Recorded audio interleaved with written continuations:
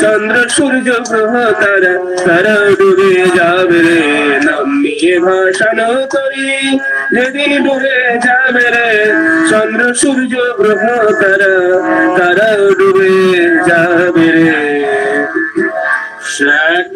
ব্যক্ত পরমানন্দ নিত্য শুদ্ধবদ্ধ প্রাণের প্রাণ জগতের জগৎ অনুরণু, সে একটা বলা যায় না রে। যখন ছিল না রে সত্তা ছিল, কাল আসে নাই। যখন শব্দ ছিল, যখন সূর্যের চাঁদের সৃষ্টি হয় নাই, যখন বিরাট গগনের সৃষ্টি হয় নাই, তখন এক বিরাট ধ্বনি সোহং পুরুষ ভেদ করে সৃষ্টি করতে চলে এলো। সেই ওম শব্দে সূক্ষ্ম মায়াতে ব্রাহ্মী মায়াতে আহ্লাদিনী শক্তিতে ঘাত প্রতিঘাতে সে ধারা বাধা পেল। তখন সৃষ্টি ব্রহ্মা বিষ্ণু মহেশ্বর সত্য রজ তম ত্রিধারা বিরাট গতিতে শব্দ চলতে লাগলো। তখন প্রাণ স্থির হয় নাই। তখন সৃষ্টি হলো আকাশ বায়ু কাল নির্দেশ করে চললো। তখন সৃষ্টি তেজ সেই শক্তি তেজ জলখণ্ড যখন উপর গতি ধরতে না পেরে আপন গতিতে চলতে লাগলো, তখন সৃষ্টি হলো জড়। আবার এই ঘাত প্রতিঘাতে সৃষ্টি হলো দেবতা কিন্নর জীব জগৎ। ওরে এখন আমি কি সত্য আমার কোথায়? আমি কি খ্যাতি অপতেজ মরুতবম? আমি কি সেই বিরাট ব্রহ্মা বিষ্ণু মহেশ্বর? আমি কি সেই সহঙ্গ ধারার সুরত শব্দ? ওরে দেখ আবার আমি কিছু নয়, সেই আমি কত কিছু সৃষ্টি করেছে। কত ব্রহ্মা বিষ্ণু মহেশ্বর কৃষ্ণ বুদ্ধ, কত আল্লাহ খোদা যিশু কোটি কোটি অবতার। আমি সব হয়েছিলাম, সব হচ্ছে আমার অবিরাম গতি। আপনি মিশে যাচ্ছে, আপনি চলেছে, তাকেই বলে প্রকৃতি। আমি পরম কারণ, অনন্ত কোটি দেবতা ইন্দ্র চন্দ্র বায়ু বরুণ ব্রহ্মজ্যোতি শ্রীকৃষ্ণের অঙ্গ জ্যোতি, সেই পরম পুরুষ শ্রীকৃষ্ণ। শ্রীকৃষ্ণের সত্তা সত্য আমি সব। আমি সেই দয়াল দেশ ব্রহ্মদেশ পিণ্ড দেশ, আমি সেই বৃন্দাবন। আমি কৃষ্ণ রাধা গোপ গোপী, আমার আরতি করে চন্দ্র সূর্য তারকা কোটি কোটি গগন সব আমারই লীলা, আমারই প্রকট, আমারই জন্য, আমারই ফাঁদ, আর কিছু নয়। আমি লুকিয়ে থাকি প্রতি প্রাণে, অন্তরে অন্তরে লুকিয়ে থাকি। ওরে গুরু সেই একজন, এখন আমি পুরুষ। আর বিরাটত্ব প্রেম যার ভিতরে জেগে উঠেছে, সেই সদ্গুরু। আমরা সাকার কিনা, তাই সদ্গুরু আমাদের উপাস্য। একমাত্র সদ্গুরুই সেই ধামে নিয়ে যেতে পারে। ওরে সদ্গুরুর প্রত্যেক কথাই মন্ত্র না, তার ভিতর কোন মিরাকেল নাই, তার অজানা কিছুই নাই। জীবের ভিতরে মিরাকেল আছে, কারণ সে দেখে নাই। গুরুমুখী হলেই সে দেখতে পায়। বন্দে পুরুষোত্তমম, বন্দে পুরুষোত্তমম, বন্দে পুরুষোত্তমম।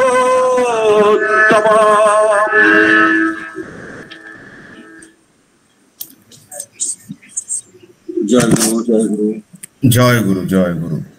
অপূর্ব, অসাধারণ, সত্যি মানে বলার ভাষা নেই। যেভাবে প্রতিবার আপনারা এই পরিবেশনা করেন, সত্যি অপূর্ব। পরমপিতার আতুল চরণে আপনাদের প্রতি প্রত্যেকের সর্বাঙ্গীন মঙ্গল প্রার্থনা করি।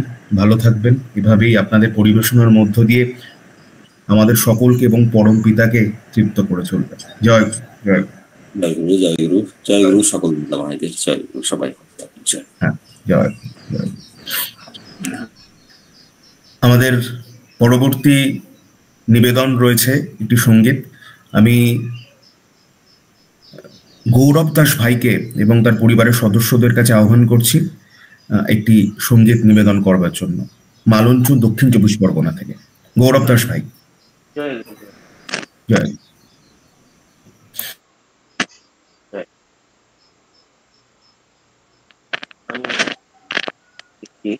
কীর্তন পরিবেশন করতে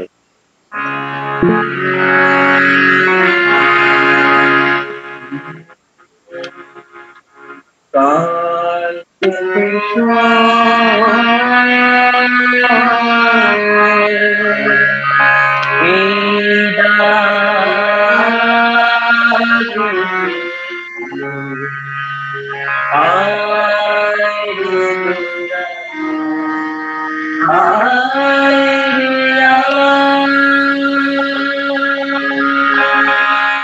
তোরা কত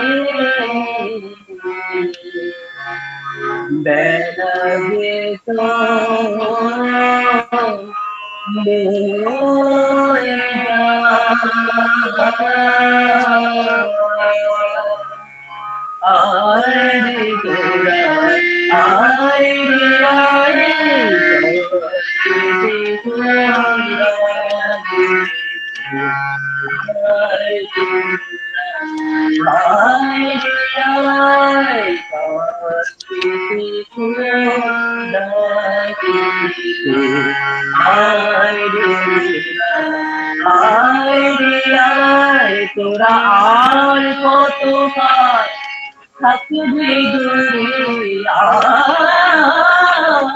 কত থাকবি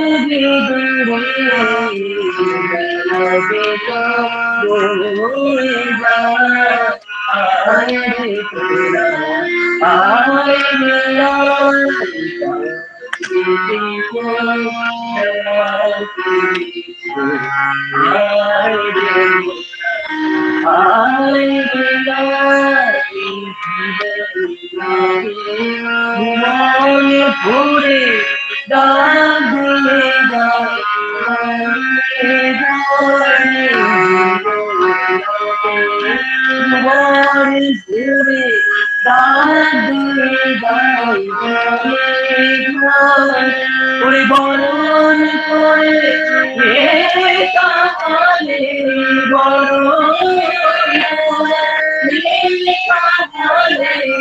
এমন বরণ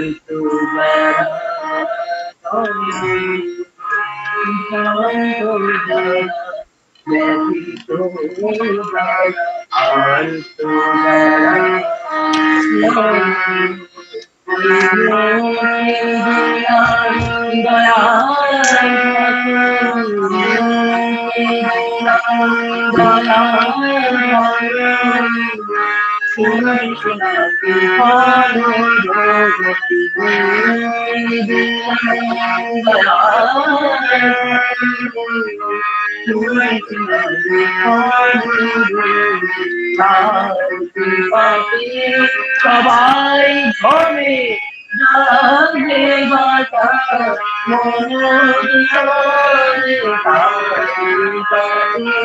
সবাই ঘরে যাবে বাতা সবাই সবাই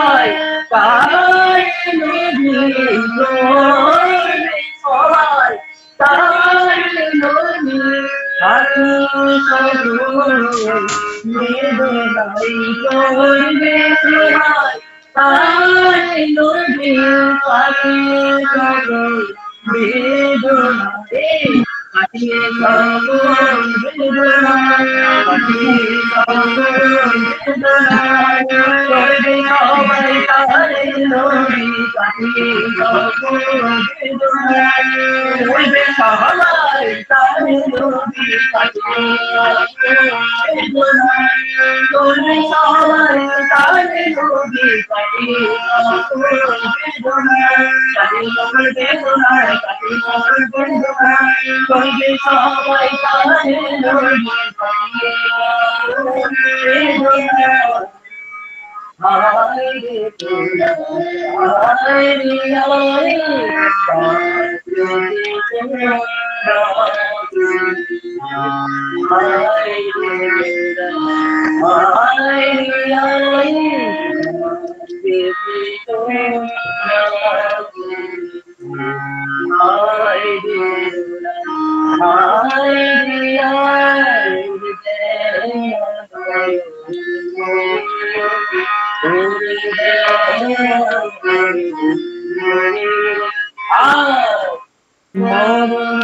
কাটিয়ে সগুরু বেদনাই আরে তোরা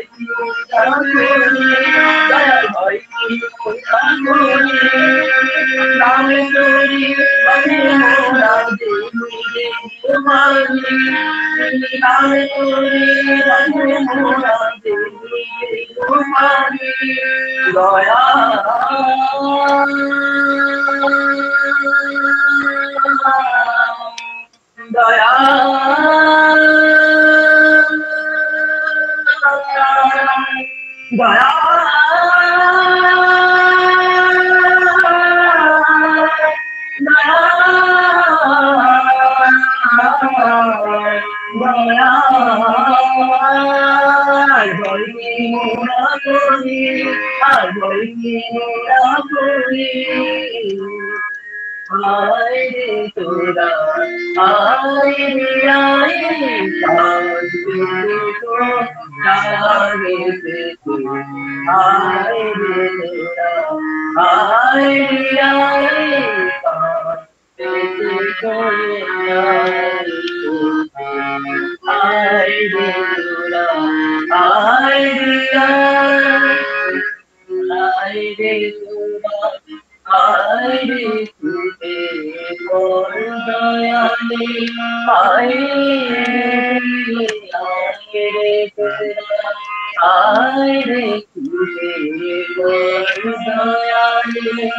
আরে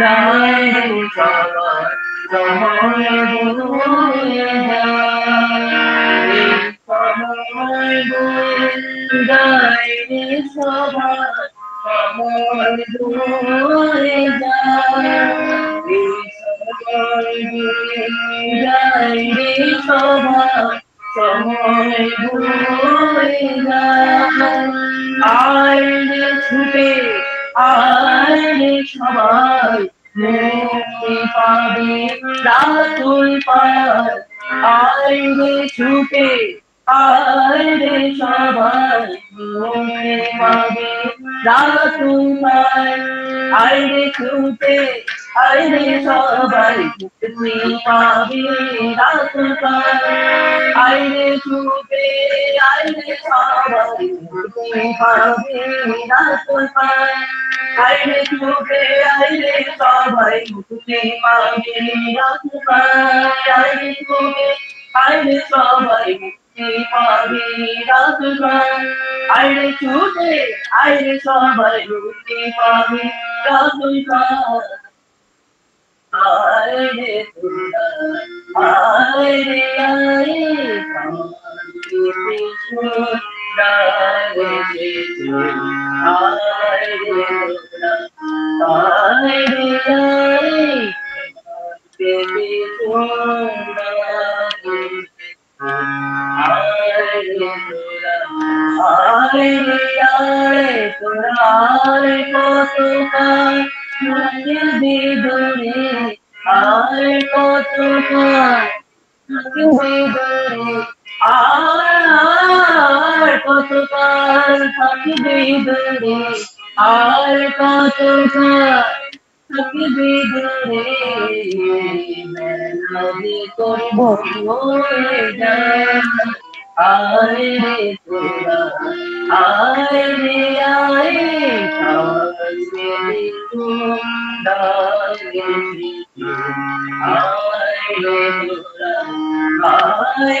আয়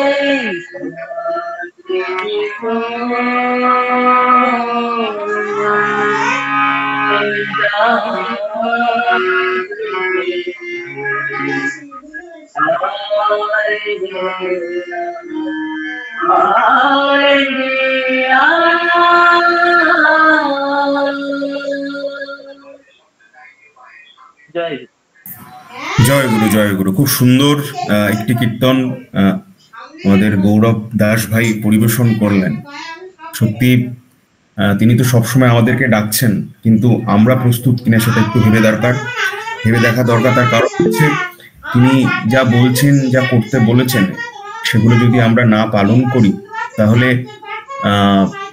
আমরা কখনোই তিনি আমাদেরকে যেভাবে ওই বিপদের মুখে যেভাবে বার্তা দেন, বা এরকম অনেক ঘটনার আমরা জানি যে তার সাথে ফাইন টিউন থাকতে পারলে কত আপদ বিপদের যে সম্ভাবনাগুলো থাকে সেগুলো পরিবেশ থেকে, পারিপার্শ্বিক থেকে আমরা আমাদের সেগুলো আমাদের গোচরে আসে। তাই তার নামে আমাদেরকে নামময় হয়ে থাকতে হবে। তিনি যেভাবে চলতে বলেছেন সেভাবে চলতে হবে, তাহলেই আমরা আমাদের অভিষ্ট লক্ষ্যে পৌঁছাতে পারবো। খুব সুন্দর। পরমপিতার আতুল চরণে তোমার এবং তোমার পরিবারের প্রতি প্রত্যেকে সর্বাঙ্গীন মঙ্গল প্রার্থনা করি। ভালো থেকো, এভাবেই সঙ্গীত কীর্তনাদির মধ্য দিয়ে পরমপিতা করে যাও। জয়।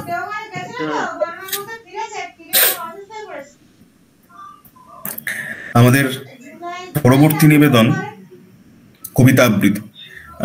এখন কবিতা আবৃত্তি পাঠ করবেন চন্দ্রকোনা রোড, মেদিনীপুর থেকে শ্রদ্ধেয় শিক্ষক শ্রী সুভাষ রঞ্জন লাহাদা। আমি শ্রদ্ধেয় দাদাকে আহ্বান করে নিচ্ছি।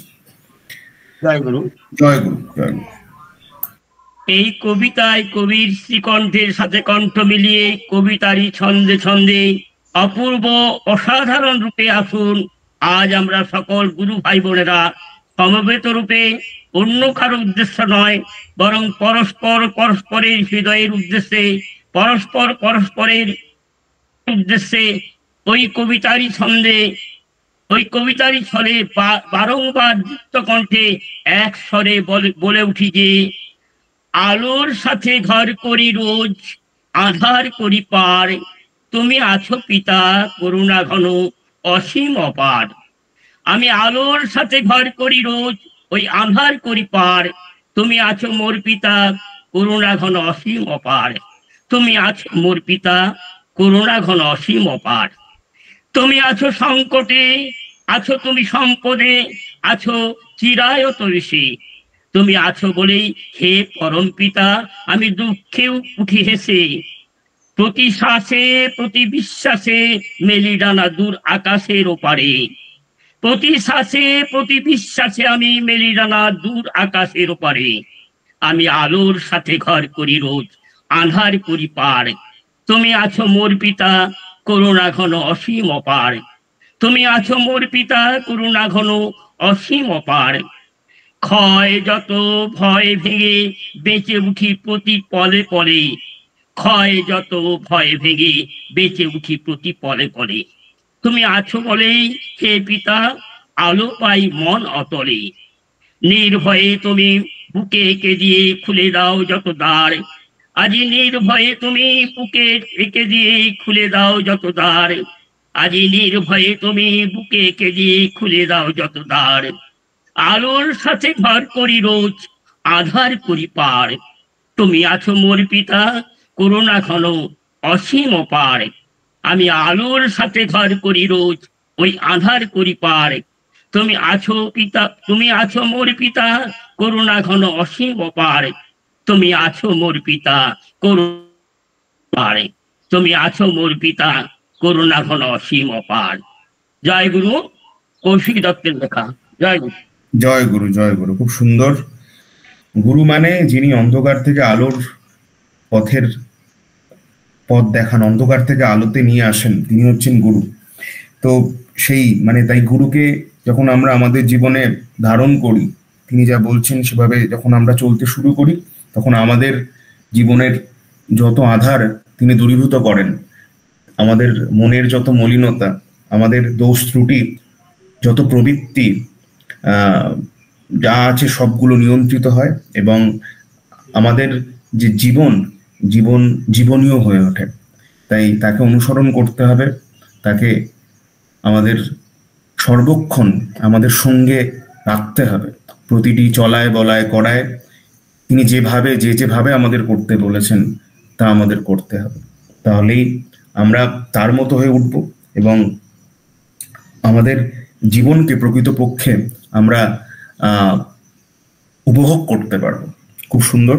পরমপিতার আতুল চরণে আপনার এবং আপনার পরিবারের প্রতি প্রত্যেকের সর্বাঙ্গীন মঙ্গল প্রার্থনা করি। ভালো থাকবে এভাবেই। সঙ্গীত, বাণীপাঠ, কবিতা আবৃত্তি যে বৈশিষ্ট্যে আপনাকে পরম পুরুষ অভিষিক্ত করেছেন তার প্রকাশের মধ্য দিয়ে আরো থেকে আরোতর হয়ে উঠুন। পরমপিতার কাছে আপনার জন্য আমি মঙ্গল প্রার্থনা করি। জয় গুরু, জয় গুরু। এখন আমরা ইষ্ট প্রসঙ্গে আসছি। আজকে আমরা আমাদের মধ্যে পেয়েছি অবসরপ্রাপ্ত সিআইডি অফিসার মেদিনীপুর থেকে শ্রদ্ধেয় শ্রী শম্ভুনাথ সেনদা। তিনি একজন যাজক কর্মী। আমি শ্রদ্ধেয় দাদাকে আহ্বান করে নিচ্ছি। শ্রদ্ধেয় শ্রী শম্ভুনাথ সেন। জয় গুরু দাদা। Hello hello. হ্যাঁ, শোনা যাচ্ছে আপনার। আচ্ছা আচ্ছা, ক্লিয়ার পাওয়া যাচ্ছে দাদা? আগে আগে আগে আগে আগে বলুন। পরম পিতার শ্রী পদপদ্মে আমার শত শত কোটি প্রণাম। পরম আরাধ্য জগৎ জননী শ্রী শ্রী বড়মা, পরম পূজ্য পদ শ্রী শ্রী বর্ধ, পরম পূজ্য পদ শ্রী শ্রী আচার্য দেবের শ্রী চরণে আমার শত শত কোটি ভূমিষ্ঠ প্রণাম। পরম পূজনীয় বৃন্দাদা সহ ঠাকুর পরিবারের প্রতি প্রত্যেক সদস্যদের শ্রীচরণে আমার শত শত কোটি ভূমিষ্ঠ প্রণাম। দাদারা, মায়েরা, যারা যারা আজকের এই সৎসঙ্গে, প্রভাতকালীন সৎসঙ্গে যারা যারা উপস্থিত রয়েছেন, গুণীজনেরা, বিদ্বজ্জনেরা, আমি সবাইকে তো দেখতে পাচ্ছি না। প্রত্যেককে আমার অন্তরের শ্রদ্ধা, জয়গুরু এবং যথাযোগ্য স্থানে আমার প্রণাম জানিয়ে চেষ্টা করছি দু এক কথা বলার। কারণ সুশীলদা আমাকে ধরেছেন কিছু বলার জন্য, সুশীলদাই দেখছি এখন অন্তরালে বসে বসে হয়তো শুনছে। যাই হোক, এটা অনেকদিন থেকেই চলছে। এই যে আমাদের অনলাইন যে সৎসঙ্গ, বহুদিন থেকেই আমার সুশীলদা আরো দু একটা চলছে, তাদের সঙ্গে খুব একটা যোগাযোগ রাখিনি, আমি মনে রাখতে পারিনি। সুশীলদার সঙ্গে যোগাযোগটা প্রায়ই হয়ে ওঠে। সেই জন্য বর্তমানে পাচাতুই একটি রাস্তা পরমপিতা শ্রীচরণকে ধরতে, তাকে নিয়ে চলতে, বাঁচতে বাড়তে, সপরিবারে নিজে তাকে ধরে চলাটাই পরম আমাদের লক্ষ্য হওয়া উচিত। এই কারণে এছাড়া বাঁচার কোনো রাস্তাই নেই। ভাদ্র পরিক্রমা চলছে, ভাদ্র মাসে প্রায় অর্ধেক হয়েই গেল। আমরা হই করে সকাল থেকে রাত্রি পর্যন্ত 2-3টা সৎসঙ্গ করছি। বিভিন্ন সবাই করছেন, সারা বিশ্বের প্রত্যেকটি কেন্দ্রে, প্রত্যেকটি জায়গায়, প্রত্যেকটি মানুষ এইভাবে নিজেকে তার শ্রীচরণে জড়িয়ে রেখেছেন। শুধু বাঁচা বাড়ার লক্ষ্যে কিভাবে জীবনটাকে সুন্দরভাবে অতিবাহিত করা যায়।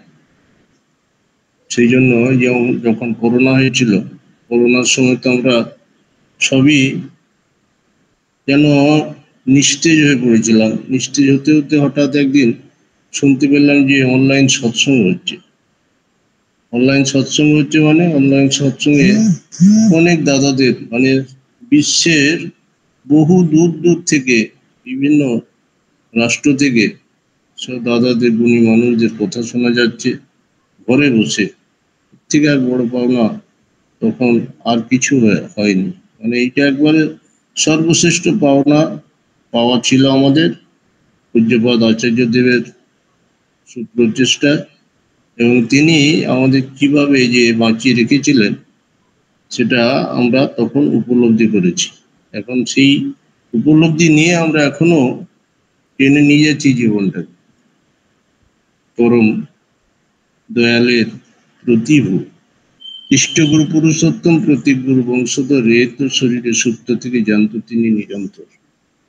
তার মধ্যে পূজ্যপাদ আচার্য দেবের মধ্যে। আর আচার্য দেবের কথা যদি এখন না বলি বা না শুনি, তাকে যদি দর্শন না করি, প্রণাম না করি, জীবনটাই অচল। তার কথা শুনে চলাটাই হচ্ছে আমাদের সকলের পারিবারিকভাবে মঙ্গলের।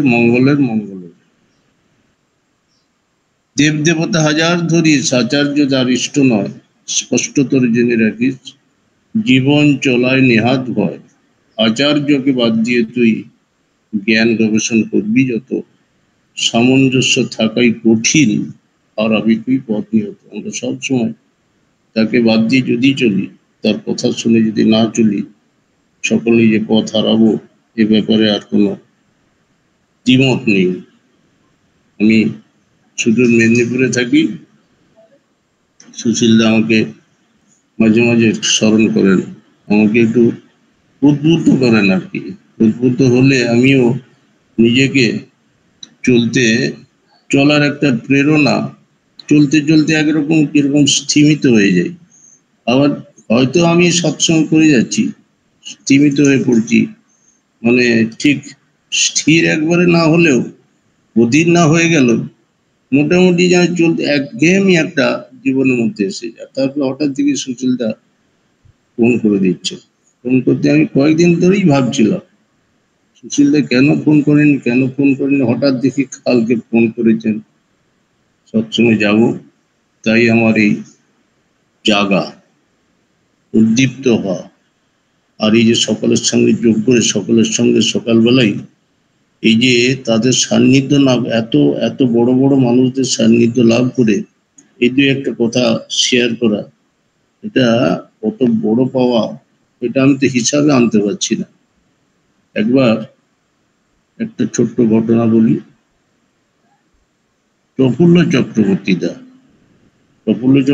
দা হচ্ছে 24 পরগনার লোক ছিলেন, উত্তর 24 পরগনা। আমি উত্তর 24 পরগনায় চাকরি করেছি।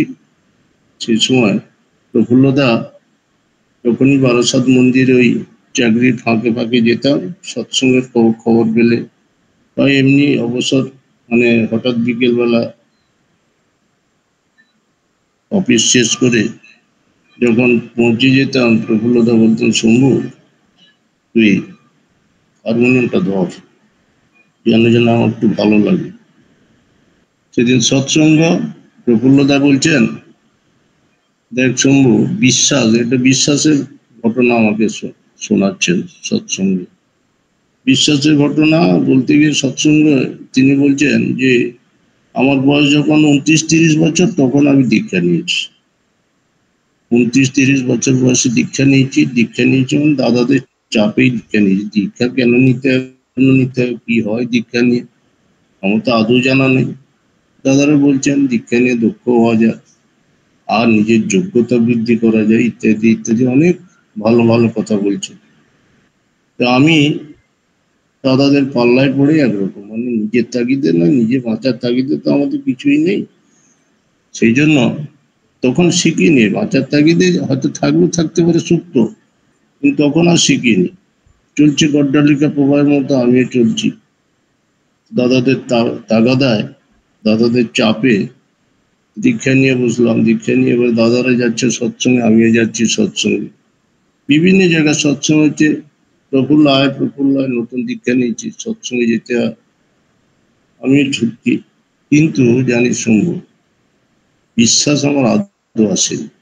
ঠাকুর যে আছেন, ঠাকুর যে দয়া করেন, তিনি যে অন্তর্যামী, তিনি সকলের মনস্কামনা পূর্ণ করেন, সব কিছু করেন, তার যদি নীতিবিধি আমরা সঠিকভাবে পালন করি, এইটা আমার কিছুতেই আসেনি। প্রত্যয় করা মানে একদম নেগেটিভ, আমি পুরাপুরি নেগেটিভ, কিছুতেই মনে ছাপ পড়ছে না। কি একটা জিনিস নিলাম, সেটাই তো আমার বোধহয় ভুল হয়ে গেল, চলাটাই আমার বোধহয় জীবনের ভুল, এইরকম ব্যাপারটা। হঠাৎ একদিন এক দাদা বলছেন, দাদা আমাকে পাচ্ছেন তো? হ্যালো, হ্যাঁ, আপনি শোনা যাচ্ছে? হ্যাঁ, আপনি বলুন। আমি একজন কথা বলছেন, আমি মিউট করে দিয়েছি, আপনি বলুন। তারপর দাদা তো একদিন এখন এক সৎসঙ্গে গেছি, এক দাদা বলছেন, এই প্রফুল্ল চল আমাদের দেওঘর যাবো, তো প্রথম দীক্ষা হয়েছে, প্রথম দীক্ষা নিলে ঠাকুর আছেন, দেওঘরে চল প্রণাম করে আসি। ঠাকুর প্রণাম করতে হয়, দেওঘর যেতে হয়, সৎসঙ্গ করতে হয়, এগুলা দীক্ষা নিলে প্রারম্ভিক কাজই হচ্ছে আমাদের এইগুলো। তখন দাদাদের পাল্লায় পড়ে, ওইটি পাল্লাতে প্রথম থেকে যে পড়ে আছি, বিশ্বাস তো আসেনি ঠাকুরের প্রতি, তখন দাদাদের পাল্লায় পড়ে আমি যাচ্ছি দেওঘর। বারাসাতে উঠেছি, আমি শুনছিলাম, যাওয়ার সময় শুনছিলাম যে যোশীটি বলে একটা স্টেশনে রাত্রি 3:30-4টা নাগাদ থামবে। তো আমি তো ঘুমিয়ে গেছি, রাত্রিতে গাড়িতে ঘুমিয়ে পড়েছি। যোশীটিতে গাড়িটা থেমেও গেছে, রাত্রি 3:30 নাগাদ থেমে গেছে। থেমে যাওয়ার পর আমি ঘুমিয়ে আছি, গাড়িটা ঠিক ছেড়ে যাবে যখন, তখন এক চায়ওয়ালা এসে খুব জোরে জোরে জানালার কাছে হাত দিয়ে মারছে, জানলাটায় মারছে, এবং শোনা যাচ্ছে, আমার ঘুমটা ভেঙে গেছে, শোনা যাচ্ছে যে সবাই বলা বলবি যোশীটি ছেড়ে যাচ্ছে। তো আমি সঙ্গে সঙ্গে আমি সম্বিত ফিরে পেলাম, চেতনাটা ফিরে পেলাম, ঘুম থেকে উঠে যেত, আরে আমার তো যোশীটিতে নামতে হবে। এই বলে সঙ্গে সঙ্গে যা করে বিছানা গুটিয়ে নিয়ে যা করে এখন গাড়ি ছেড়েও দিয়েছে। ঠিক সেই মুহূর্তে ঝপ করে যুবক ছেলে গাড়িতে রানিং স্টেশনে, রানিং ট্রেনেও নেমে গেলাম, আর একটু হলে পড়েও যেতাম, এরকম পজিশন। তখন দাদারা সবাই খোঁজাখুঁজি করছেন, বলছেন আরে প্রফুল্ল খোঁজাখুঁজি পাচ্ছে না যখন, তারপর হঠাৎ আমি যখন নেমে গেলাম, তখন বলেই তো প্রফুল্ল আমি। তারপরে এবার সব দাদাদের সঙ্গে আমি ট্রেকারে চেপে, তখন টোটো অটো হয়নি, ট্রেকারে চেপে আমরা দেওঘর গেলাম। দেওঘরে গিয়ে সকালে প্রাতঃকালীন প্রার্থনায় শ্রী ঠাকুর আছেন, তিনি প্রার্থনায় বসেছেন, অবস্থান করছেন। সেই সঙ্গে আমরা দেওঘর পৌঁছে গেলাম, প্রার্থনা হবো, এরকম হবে, ঠিক এরকম টাইমটা দাদারা সবাই বিছানা পোটলা পুটলি রেখে দিয়ে সাষ্টাঙ্গে প্রণাম করতে শুরু করলো। শীতকাল ছিল ব্যাপার, তখন সময়টা ছিল শীতকাল। আর আমিও দাদাদের দেখা দেখি সাষ্টাঙ্গে প্রণাম করতে শুরু করলাম। প্রণাম করার পরেই উঠেছি, ঠাকুরের দিকে চোখ পড়তেই সে আর কি অপরূপ দৃশ্য শম্ভু, এসব না দেখলে তো বোঝাও যাবে না, বলাও যাবে না। তো চোখ পড়তেই আমার তো ঠাকুর আঙ্গুল দিয়ে আমাকে ইশারা করে ডাকছেন। ঠাকুর আঙ্গুলে ইশারা করে আমাকে ডাকছেন। তখন জানিস শীতকাল একে, তো আমার গা দিয়ে দরদর করে ঘাম ঝরতে শুরু করছে, আর লোমগুলো সব খাড়া হয়ে গেছে। শীতকাল, প্রচন্ড শীত, তার মধ্যে ঠাকুর আমাকে আঙ্গুল দিয়ে ডাকছেন। আমি প্রথম গেছি দেওঘরে, আমার তো যা ভয় করছে। যাই হোক, অনেক সাহসে ভর করে কথাটা সেই এই কথাটা তিনি অনেক সাহসে ভর করে আমি খানিকটা এগিয়ে গেলাম। এগিয়ে গিয়ে ঠাকুরের কাছাকাছি, ঠাকুর বলছেন, শ্রী ঠাকুর বলছেন যে এরকম ঘুমিয়ে গেলে কি দেওঘর আসা হবে? জানিস শম্ভু, আমার ওই যে বিশ্বাস, যে কথাটা বলছিলাম, বিশ্বাস যে আমার এতদিন ধরে একদম আসছিল না। দাদারা শুধু নিয়ে যাচ্ছে, তার কোনো আমি প্রমাণই পাচ্ছি না যে তিনি আছেন, তিনি আমাদের অন্তর্যামী, তিনি সমস্ত কথা বোঝেন, আমাদের সবকে দয়া করেন। ওই যে কথা বলতাম যে বিশ্বাস আসেনি, 1 সেকেন্ডের মধ্যে আমার বিশ্বাসটা একবারে পাকা হয়ে গেল। আমি আর কি বলবো, তিনি আমার মনের সমস্ত খবর জেনে গেছেন। এই জেনে যাওয়াটাই আমার বিশ্বাসটা পাকা করে। এরকমই প্রচুর ঘটনা জীবনে। অবিন দাদার টিম এসেছিল ডিপি ওয়ার্কে। ডিপি ওয়ার্কটা এখন আমাদের মূল সম্পদ। এই কারণে পূজ্যপাদ দাদা, পরম পূজনীয় অবিন দাদা, তারা একবারে ডিপি ওয়ার্কটি চোখের মনি করে রেখেছে। পূজ্যপাদ আচার্যদেব বলছেন ডিপি ওয়ার্ক যে মানুষই যাবেন তাকে জিজ্ঞেস করুন ডিপি ওয়ার্ক কতটা করেছে। মায়েরা যে গেলে তাকেও তাই জিজ্ঞেস করুন, আর দাদারা গেলেও তাই একই কথা। ডিপি ওয়ার্কের মধ্যে আমাদের ডুবে থাকতে হবে, বাঁচা পড়ার ওই একটি রাস্তা ডিপি ওয়ার্ক। যখন পূজ্যপাদ দাদা ছিলেন, তিনি এক একটা টার্গেট দিতেন, এক একটা 3 মাস ছাড়া এক একটা টার্গেট দিতেন দীক্ষার জন্য। 1 লক্ষাধিক, কখন 1 লক্ষের বেশি, 2 লক্ষ, যেমন টার্গেট তিনি দিতেন সেরকম দীক্ষা হতো, প্রচুর দীক্ষা হতো।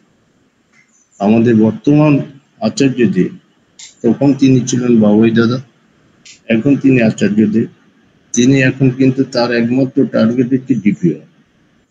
যে যত ভালো ডিপিআর করবে, মানে হারানো মানিকগুলিকে, ঠাকুরের হারানো মানিকগুলিকে যে যত বেশি ফিরিয়ে নিয়ে আসতে পারবেন, এবং এই সৎসঙ্গের সঙ্গে, ঠাকুরের সঙ্গে, ঠাকুর কেন্দ্রিক যত প্রাণ করে তুলতে পারবে, তাদের উদ্বুদ্ধ করে আবার সেই পুনরায়, আবার সেই আগের মতো তারা যাতে উদ্বুদ্ধ হয়ে ঠাকুরকে ধরে আবার চলতে পারে।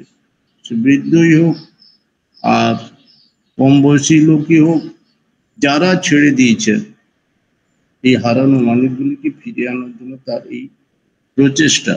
এবং এই জন্য পরম পূজনীয় অবিন দাদা, পরম পূজ্যপাদ অবিন দাদা, তিনি তার যে সমস্ত নব আবিষ্কারী, যেমন ইষ্টভীতি, পূজ্যপাদ আচার্যদেবের জন্মদিনে তিনি একবারে অনলাইনে চালু করেছিলেন। একটু অভাবনীয় ব্যাপার, অভাবনীয়। একবার ঘরে বসে আপনি সকালবেলাতে ঘরে বসে নির্জলা, যেমন আগে যার নিয়ম ঠাকুরের সঙ্গে বলছে যে নির্জলা আপনার ইষ্টভীতি জমা দিতে হবে, সে ঘরে বসে আপনার সুইচ টিপলে একদম ইষ্টভীতি জমা হয়ে যাচ্ছে। অভাবনীয় ব্যাপার। তিনি যে কত নতুন নতুন সমস্ত জিনিস সৃষ্টি করে চলেছেন, এগুলি সবাই আমরা লক্ষ্য করে দেখতে পাচ্ছি। এবং পরবর্তীকালে আরো তিনি যে বলেছেন সারা বিশ্বের অর্ধেক বিশ্বকে নাড়ি দিয়ে যাবেন, আমার তো মনে হয় সারা বিশ্বকেই নাড়ি দিয়ে যাবে পূজ্যপাদ অবিন্দ দাদা।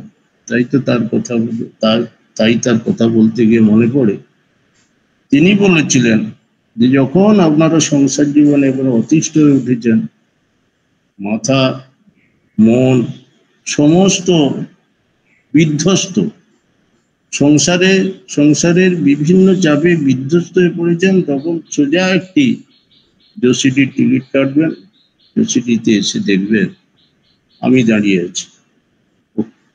এত বড় কোথায়, এত বড় ভরসাস্থল আমাদের পরম পূজনীয় অবিন্দ দাদা, এছাড়া কোথায় পাবো আমাদের এরকম ঠাকুর, এরকম সদ্গুরু?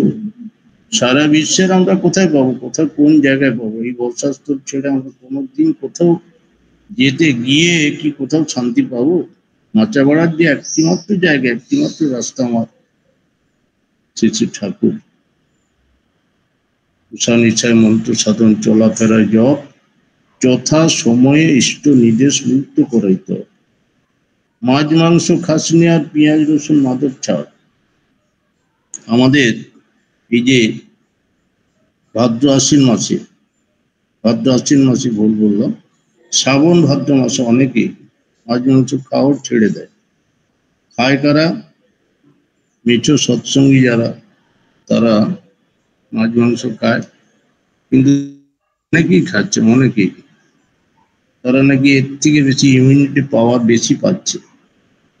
সেই জন্য সকলের কাছে সনির্বন্ধ অনুরোধ, সকলের কাছে, অনেকের কাছে বললাম বলে যে আমি সবাইকে কিন্তু বলি, অনেককে বলে যে আছে তো কিছু আছে মানুষ এরকম, এবং এইসব জায়গা চর্চাগুলি বেশি হচ্ছে। আমরা সৎসঙ্গে বলে থাকি যে শ্রাবণ ভাদ্র মাসটা অন্তত এটা নিরামিষ গেলে আমার মনে হয় ভালো হবে। তারপরে এই সময় আমাদের কিছুদিন আগে সদ্যে আমাদের টিঙ্কু দাস ছিলেন আমাদের মন্দিরে, আর এত বেশি মানুষ সুস্থনি নিচ্ছেন, এত বেশি মানুষ, যেখানে 2 জন 3 জন 5 জন 10 জন এই মাত্রায় ছিল, সেই জায়গায় একবারে 60 জন 70 জন একবার সুস্থনি নিয়ে নিলেন। কি একটা অভাবনীয় ব্যাপার! সুস্থনি নেওয়ার প্রতি মানুষের যে এরকম একটা আগ্রহ, তাদের বাঁচা বড় ঠাকুরকে নিয়ে চলার যে আগ্রহ, এটা সত্যি দেখার মতো। আর একটা ছোট্ট কথা বলে আমি শেষ করব, ভক্তির কথা। নারদ একদিন আমাদের মর্তভূমিতে এসেছেন, গল্প তো হঠাৎ দেখে এক ব্রাহ্মণী ঝগড়া করছে। ঝগড়াটা কি নিয়ে? তাদের কোনোদিন ভরপেট খাওয়া হয়ে ওঠেনি, আধ পেট খায়, আধা পেট। তাদের যজমানি করে তারা কি পাবে? যজমানি করে আধ পেট খায়, ভরপেট কোনোদিন খেতে পায় না।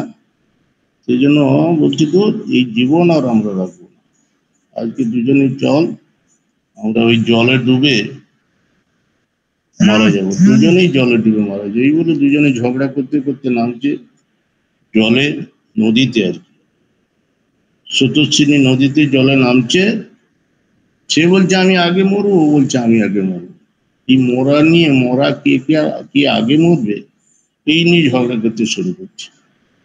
তো ঝগড়া করতে করতে হঠাৎ এখন দেখছি যে কঠিন ঝগড়া, নারদ আবির্ভূত হয়েছে। নারদ মানে তখন জলদেবতার রূপে নারদ আবির্ভূত হয়েছেন। আবির্ভূত হয়ে বলছেন যে তোমাদের কি নিয়ে ঝগড়া, একটু দাঁড়াও। তো মরবে যখন বুঝতে পারছি, আমি তো শুনতে পাচ্ছি, একটু দাঁড়াও, আমি দু একটা কথা বলি, তারপর যাওয়াই করবে। যে কেন, কি জন্য? তখন বলছে আমরা ভরপেট খেতে পাই না, আধ পেট খেয়ে সারা জীবন কাটিয়ে দিলাম, আর ভালো লাগছে না জীবন ধর্মে, সেই জন্য যজমানি করে আর সংসারই চালাতে পারছি না। সেই জন্য আমরা ডিসিশন নিয়েছি যে আজকে দুজনেই মরবো এই জলে ডুবে। তখন বলে আরে তোমরা মরবে কি? মরার জন্য মানুষ কি জীবন পায়? মানুষ হচ্ছে পৃথিবীর সর্বশ্রেষ্ঠ বুদ্ধিমান জীব, তোমরা মরবে এই কথা শুনে তো আমার খারাপ। দাঁড়াও, একটু দাঁড়াও, অপেক্ষা করো, আমি একটু ঘুরে আসি, একটু বিষ্ণু লোক থেকে ঘুরে আসি, অল্প সময় লাগবে, দেখি তোমাদের কিছু পুণ্য অর্জন করা আছে নাকি, কিছু তোমাদের কিছু আছে কিনা আমি একটু জেনে এসে আমি তোমাকে বলছি বলে সোজা বিষ্ণুদেবের কাছে চলে গেল। বিষ্ণুলোকে গিয়ে খাতা খুলে দেখলেন ব্রাহ্মণের কিছুই জমা নেই, একটা আধুলির আন্দাজ তার পূর্ণ হয়েছিল, সেই আধুলি জমা আছে। ফিরে এসে বলছেন জলদেবতা যে তোমার তো পূর্ণ বলতে কিচ্ছু নেই, তুমি তো সারা জীবন কোনো পূর্ণ করনি, এত যজমানি করেছো কোনো পূর্ণ করেনি। আমি কিন্তু ভক্তির গল্প বলছি, ভক্তি, সেই জন্য আমার এই গল্পটা। তো তুমি তো কিছুই পূর্ণ করেন, তোমার একটা আধুলি জমা আছে, এক আধুলি পরিমাণ পূর্ণ করেছিল, সেইটা জমা আছে। তখন ব্রাহ্মণ জানতে পেরে তখন সঙ্গে সঙ্গে জলদেবতা কইছে প্রভু আমার ওই যে আধুলিটা ওইটাই দিয়ে দেন, আমরা মরেই যখন যাবো আর আধুলিটা জমা রেখে কি লাভ, ওটা আমরা সঙ্গে নিয়ে যাই, ওইটা আমাদের ফেরত দিয়ে দেন।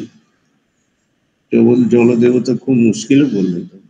ব্রাহ্মণ যে এরকম হচ্ছে যে এরকম অচকে যে এই প্রশ্নটা করে দিবেন, মানে তখন তিনি বুঝতে না পারে বলে আচ্ছা তাই হোক, এই বলে বিষ্ণু লোকে আবার গেলেন। ফিরে এসে এক আধুলি তার হাতে, ব্রাহ্মণের হাতে দিলেন।